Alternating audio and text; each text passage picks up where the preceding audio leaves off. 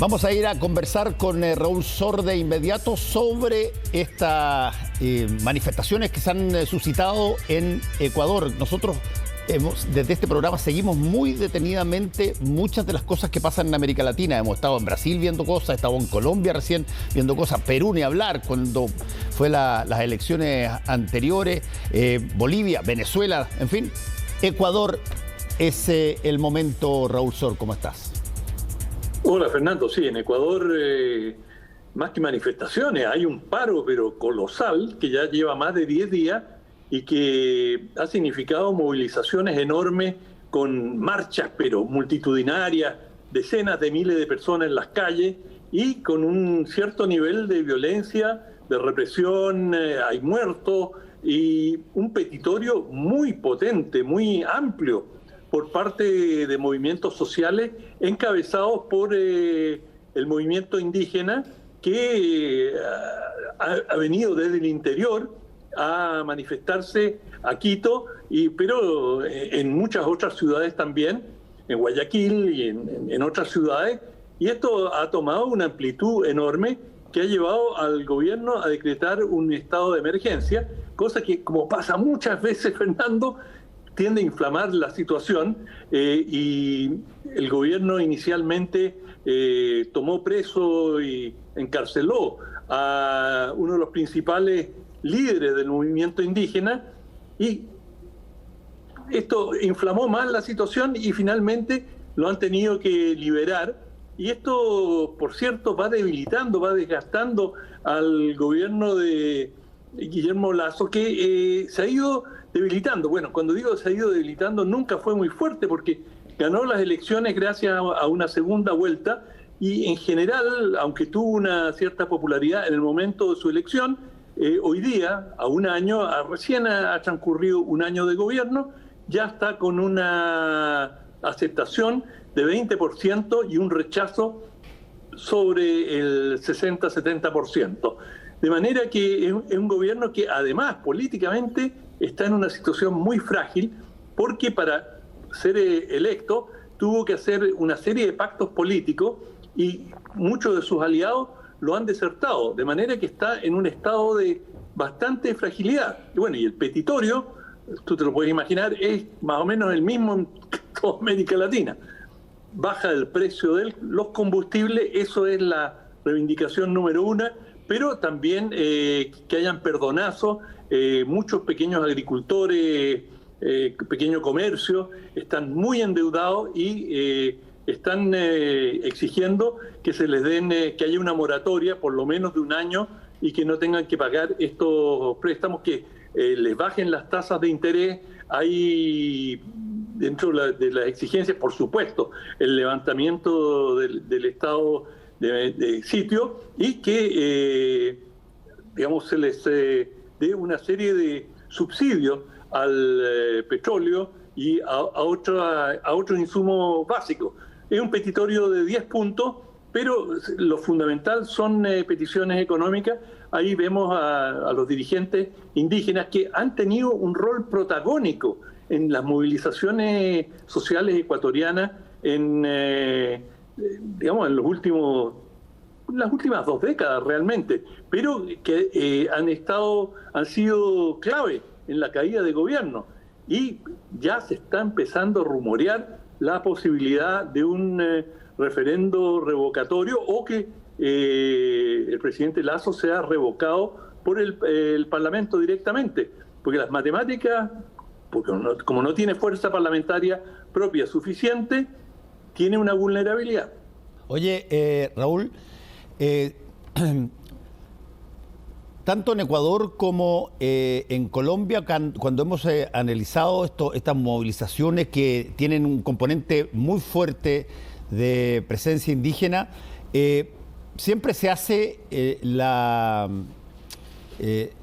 distinción, o más bien la caracterización, de que estamos hablando de, por ejemplo, me acuerdo cuando conversábamos en Colombia hace algunos años atrás, esas grandes movilizaciones que hubo de gente que venía desde lo alto hacia el llano, digamos.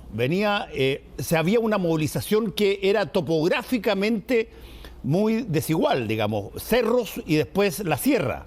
En Ecuador esto es una situación relativamente parecida. ¿Viajan de un lado acá o estamos hablando de gente que vive, por ejemplo, en lo que estamos viendo ahí en Quito? No, tú lo señalas correctamente, son principalmente movilizaciones, por supuesto, hay estudiantes, hay sindicatos de gente en Quito y en otras ciudades, pero el grueso son marchas que se realizaron hacia Quito, la capital, y que empezó la disputa por un gran parque donde ellos se querían instalar y la policía le impidió el ingreso. Finalmente el gobierno ha ido cediendo. Y está absolutamente claro en la correlación de fuerzas que el gobierno está reculando, está tratando de hacer concesiones dentro de lo que el gobierno estima que puede hacerla. El país está en una situación muy, pero muy precaria desde el punto de vista económico. Hay un desempleo importante, ha habido una inflación y, por supuesto, Ecuador, como toda la región, ha sido muy golpeado por el COVID. De manera que esta sumatoria era previsible, no solamente en Ecuador, también vimos las grandes movilizaciones en Colombia, y el año de inicio de todo esto fue el mismo que en Chile, el 2019. Y ese fue un año de tremendos estallidos, sobre todo en la América Andina. Y hoy día estamos viendo las consecuencias de esto, y te diría que así como están las cosas hoy día, no está para nada claro que Lasso va a poder sobrevivir, no digo que va a caer mañana, pero que va a poder sobrevivir a esta crisis, porque ha pasado recién un año y, digamos, generó expectativas de alguna reforma y ha tratado de hacer alguna reforma, pero tiene por delante una negociación muy dura con el Fondo Monetario Internacional y no le sobran los recursos, o sea, tiene muy poco espacio de maniobra.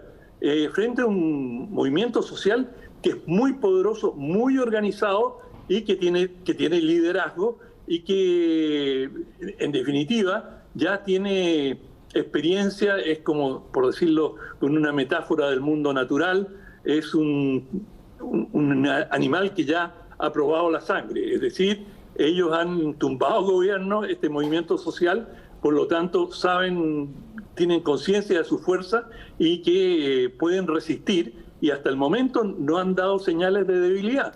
Todo esto puede cambiar, tú sabes que los movimientos sociales puede haber un acontecimiento que cambie las cosas, pero hasta el momento no ha hecho más que crecer y el gobierno a regañadientes ha tenido que ir haciendo concesiones. Oye, Raúl, dos cosas. Tú hablaste de un referéndum revocatorio. Eso, la Constitución ecuatoriana tiene referéndum revocatorio, ¿no?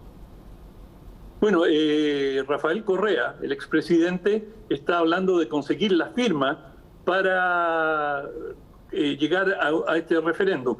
Pero lo más directo sería que el propio Parlamento podría removerlo.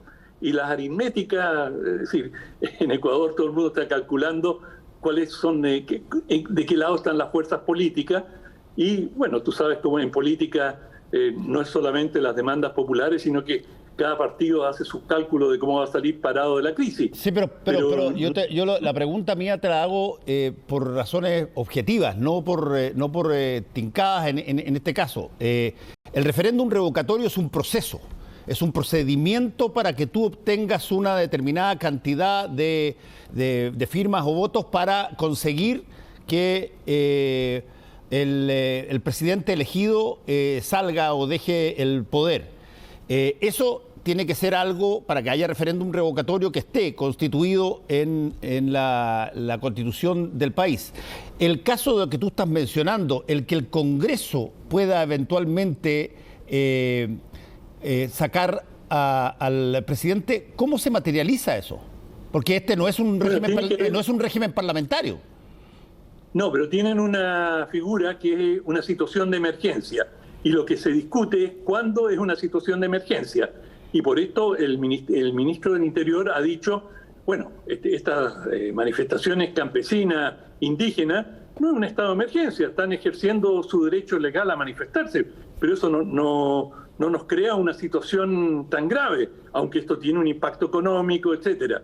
Y hay otros que dicen, no, esto es tremendamente grave, esto está debilitando la esencia del gobierno y del Estado, y por lo tanto esto amerita a que haya se remueva eventualmente al presidente, que esto vaya a un voto. Y eso está por verse, y eso es un debate político. No está escrito en mármol cuáles son las circunstancias. Finalmente depende en gran medida de la correlación de fuerzas políticas en el Congreso, que seguramente si lo van a remover a Lasso, va a ser por la vía del Congreso. Pero ¿cómo lo pueden remover? Eso es lo que te estoy preguntando. ¿Cómo pueden remover a Lasso si es que Lasso fue elegido por la gente y no es un país parlamentario que fue escogido por el Congreso, Lasso? No, ha pasado muchas veces ya en Ecuador que han removido a presidentes a través de votos parlamentarios y necesitan 2/3 de la votación parlamentaria para poder remover a un presidente. Eso es lo que te estaba preguntando. ¿Existe una cláusula ad hoc precisa sobre ese punto, digamos? Sí. O sea, ya sé que no entiendo tu pregunta. Claro, en Inglaterra es el Parlamento el que remueve. No hay otro mecanismo. Pero en Ecuador, si hay una mayoría sustantiva parlamentaria de 2/3, pueden remover al presidente, y lo han hecho varias veces. Oye, y la otra cosa que te quiero preguntar, los problemas económicos de Ecuador vienen desde hace bastante tiempo. Ecuador dolarizó su economía en un momento dado hace algunos años atrás. Recordarás tú que el dólar pasó a circular como si fuese la moneda de la gente. Y al mismo tiempo Ecuador tiene petróleo. ¿Dónde está el impacto que recibió, que ahora lo tiene convertido en un país deudor enorme y que incluso está el petróleo en un nivel altísimo todavía de precio y Ecuador no recibe los beneficios? Bueno, recibe beneficios, pero las demandas son mucho mayores que los beneficios. Ecuador ha sido muy afectado por el COVID-19, aunque hubo una buena campaña de vacunación en Ecuador. Es algo que le conceden a Lasso, que lo manejó bien, pero eso no es suficiente. Y la inflación ha sido importante y sobre todo las pequeñas industrias y los campesinos, los agricultores pobres, tienen una situación pero muy precaria. Por lo tanto, el tema del precio del combustible, que está bien, sube, pero también sube internacionalmente, pero también sube para los ecuatorianos, es una de las demandas principales de este movimiento. De manera que hay una incertidumbre muy grande de cómo va a continuar esto. De hecho, la situación de pobreza en Ecuador es muy amplia. Casi 1/3 de la población está en condición de pobreza. De manera que ese sector, o sea, 1/3 de la población, si ya estaban mal antes de esta crisis, bueno, ahora se están hundiendo definitivamente. Y mucho de ese tercio es el que vemos ahí en las calles.